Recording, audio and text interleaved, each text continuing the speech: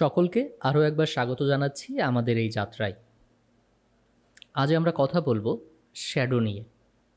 হ্যাঁ, শ্যাডো একটি গুরুত্বপূর্ণ ভিজুয়াল ইফেক্ট, যেটি আমাদের অবজেক্টকে 2D সারফেসে 3D ইলিউশন তৈরি করতে প্রচণ্ড পরিমাণে সহযোগিতা করে থাকে।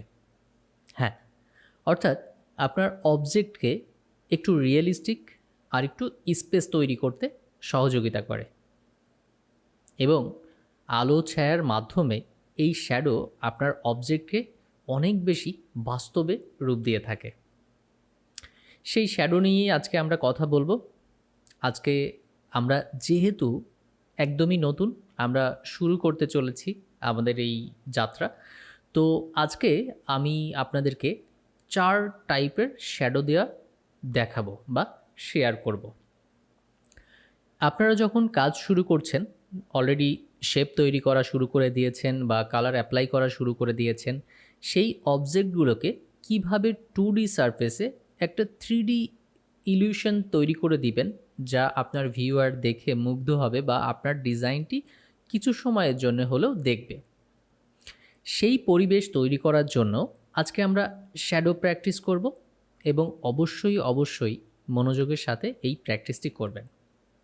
তাহলে চলুন কথা না বাড়িয়ে শুরু করা যাক।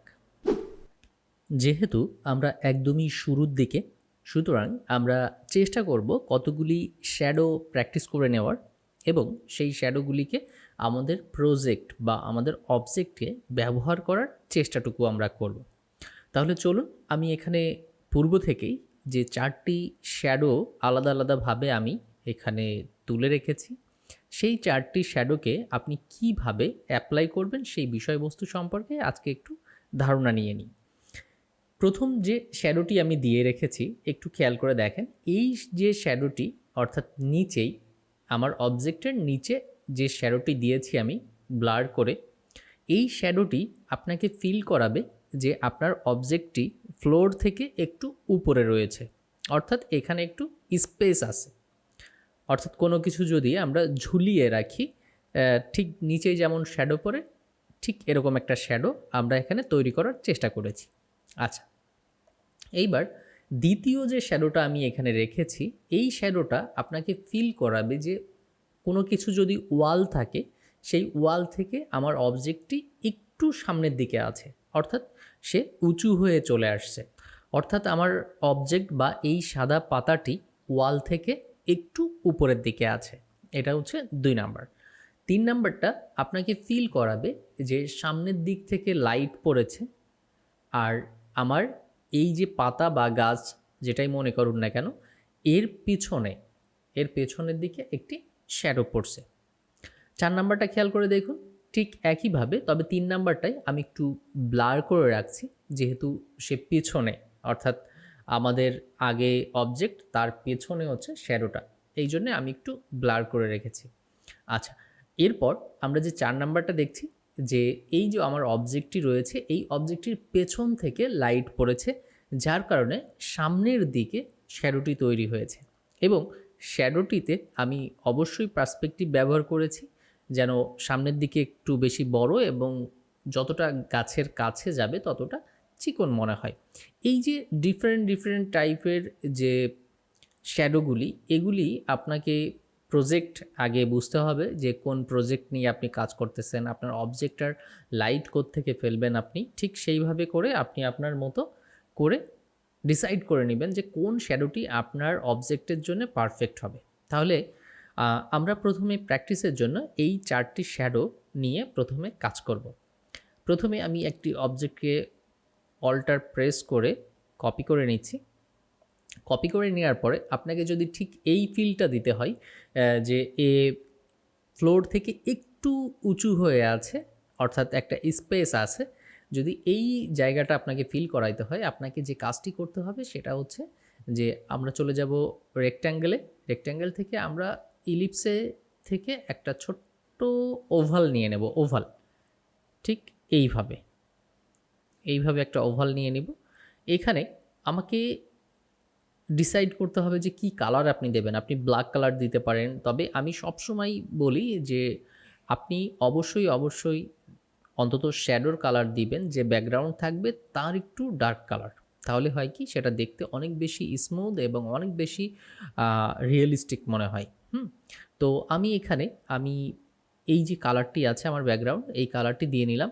এইবার আমি ফিলে একটু ডাবল ক্লিক করে এই যে আমার সার্কেলটি যেখানে রয়েছে তার থেকে একটু নিচে আমি একটা কালার নিয়ে নিচ্ছি। তাতে করে কি হচ্ছে যে আমি একটা ডার্ক কালার এই যে পেয়ে গেলাম। ওকে, এইবার আমি এটাকে কি করব, এটাকে সিলেক্ট করব, চলে যাব ইফেক্টে, ইফেক্ট থেকে আমি চলে যাব ব্লারে, ব্লার থেকে গ্যাজওয়ান ব্লার।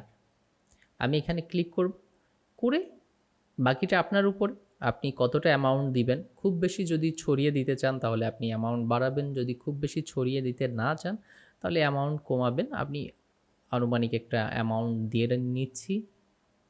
এই যে, তো আমার মনে হলো যে অ্যামাউন্টটা একটু কম হয়ে গেছে। আমি কন্ট্রোল জেড দিয়ে ফিরে এসে আমি পুনরায় অ্যামাউন্টটিকে বাড়িয়ে দিব। ওকে, ওকে। এখন যদি আপনার মনে হয় একটু বড় ছোট করার, আপনি অবশ্যই এটাকে ধরে নিয়ে একটু বড় ছোট করে নেবেন। ওকে, এই হলো আমার ফার্স্ট ওয়ান। দ্বিতীয়টার জন্যে আমাকে যে কাজ করতে হবে সেটা হচ্ছে যে আমি এই যে আমার যে পাতার গ্রুপটি রয়েছে, এই পাতার গ্রুপটিকে আমি সিলেক্ট করব। সিলেক্ট করে আমি কন্ট্রোল সি প্রেস করব, কন্ট্রোল সি অর্থাৎ কপি। এবার প্রেস করব কন্ট্রোল বি, কিবোর্ড থেকে কন্ট্রোল বি, অর্থাৎ ব্যাকে এই সেম জিনিসটা পেস্ট হয়ে গেছে, অর্থাৎ এখন এখানে দুইটি আছে। তা যেহেতু দুইটি আছে সেহেতু আমি সেমভাবে এখানে আমার কালারটি দিয়ে দিব, দিয়ে আমি এখান থেকে পুনরায় ডার্ক কালার দিয়ে দিব। ওকে, এইবার আমি এটাকে আমার কোন দিকে আমি এটাকে দিব, শ্যাডোটাকে কোন দিকে দিব, ডানে দিব নাকি বায়ে দিব নাকি নিচে দিব। যেমন উপরেরটা আমি নিচে দিয়েছি, আপনি যদি নিচে না চান, আপনি যদি মনে করেন যে আমার লাইটটা ওই পাশ থেকে আসছে, ডান পাশ থেকে আসছে, আমি এটাকে বামে দিব, অবশ্যই দিতে পারেন। দেখুন, তাতে করে কি হবে যে একটা স্পেস ক্রিয়েট হয়েছে। খেয়াল করে দেখুন যে এর মাধ্যমে যে ঘটনাটি হয়েছে যে ওয়াল থেকে, আমি ধরলাম যে পিছনেরটা একটা ওয়াল, এই ওয়াল থেকে খেয়াল করে দেখুন যে একটা স্পেস তৈরি হয়েছে। অর্থাৎ এই দুইটা, এই শ্যাডো এবং এই অবজেক্ট, এদের মাঝখানে একটা জায়গা তৈরি হয়েছে। এটি একটি শ্যাডো হয়ে গেল। আচ্ছা, এবার আমরা যদি 3 নাম্বার শ্যাডোতে যাই তাহলে আমরা এটাকে কপি করে নিব এবং পুনরায় সেমভাবে কন্ট্রোল সি কন্ট্রোল বি দিয়ে আমি ব্যাকে একটা পেস্ট করে নিলাম, নিয়ে আমি এটাকে ডার্ক কালার দিব। ওকে, এইবার আমি কি করব, এইবার আমি সাহায্য নিব হচ্ছে আমার ফ্রি ট্রান্সফর্ম টুলের। এই যে এখানে আমি ক্লিক করব, আমার এখানে ফ্রি ট্রান্সফর্ম টুলটা চলে আসছে। আমি প্রথমটা থেকে আগে একে একটু চাপ দিয়ে নিচের দিকে নিয়ে নিব। ওকে, এইবার আমি ডান দিকে নিয়ে নিব যতটুকু আমার প্রয়োজন, আপনি চাইলে বাম দিকেও নিতে পারেন। এই আমি নিচের দিকে একটু ফ্ল্যাট করে দিলাম। ওকে, অলরেডি আমার শ্যাডোটা তৈরি হয়ে গেছে। এখন আপনি যদি চান যে আপনি আরও ফ্ল্যাট করে দিবেন, ওকে দিতে পারেন। সেটা নির্ভর করবে সম্পূর্ণ আপনার লাইটের উপরে, আপনি লাইটটাকে কিভাবে ফেলতে চাচ্ছেন আপনার অবজেক্টের উপরে, সেটার উপরে নির্ভর করছে। আচ্ছা, তো এটা গেল। এবার পার্সপেক্টিভের জন্যে আমরা যেটা করতে পারি যে এই যে লাস্টের মাথাটা, এটাকে একটু চিকন করে দিতে পারি। তার জন্য আমি এইটাকে টান দিব। ওকে, অর্থাৎ আমাদের যত কাছে তত মোটা থাকবে এবং দূরের যখন যাবে তখন সেটা একটু চিকন হয়ে যাবে।